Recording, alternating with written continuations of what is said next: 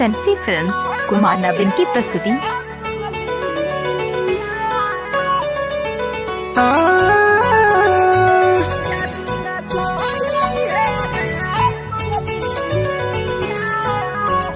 हमरा भोला के रूपवा सुहावन बाहो, अखिया में काजल मन भावन बाहो।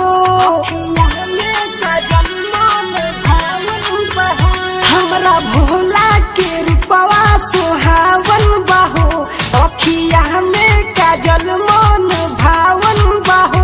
इनका चरण में बसे हमार दुनिया है सखी दुनिया। हमरा भोला पर जादू ना चलई है रे पंगलिनिया। हमरा भोला पर जादू ना चलई है रे पंगलिनिया। SNC फिल्म्स कुमार नवीन की प्रस्तुति।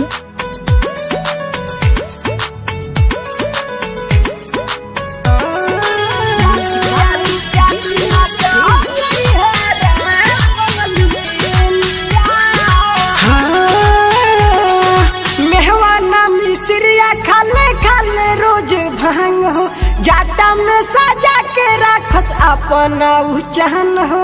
जाटा में सजा के राखस अपन उचहन हो, अपन उचहन हो। हाँ तीनों त्रिलोक का राजा हाँ राजा इहे हो राजा। इनकर अंबर से बदलल बा दुनिया ये सखी दुनिया। हमरा भोला पर जादू ना चलई है रे पंगलिनिया। हमरा भोला पर जादू ना चलई है रे पंगलिनिया।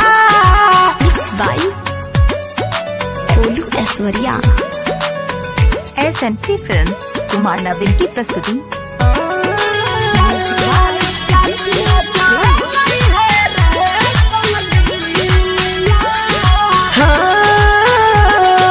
लाखों में हजार इनका रूपावा सुहाला, घेटावा में बाटे इनका सपावा के महला।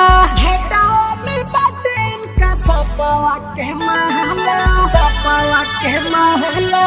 हाँ शोभेला मिर्गा के छाला, हाँ छाला मिर्गा के छाला।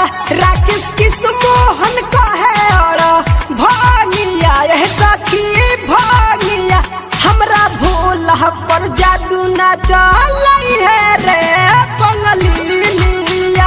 हमरा भोला पर जादू ना चलई है रे पंगलिनिया। हमरा भोला के रूपवा सुहावन बाहो, अखिया में काजल मन भावन बाहो। इनका चरण में बसे हमार दुनिया है सखी दुनिया। हमरा भोला पर जादू ना चलई है रे पंगलिनिया।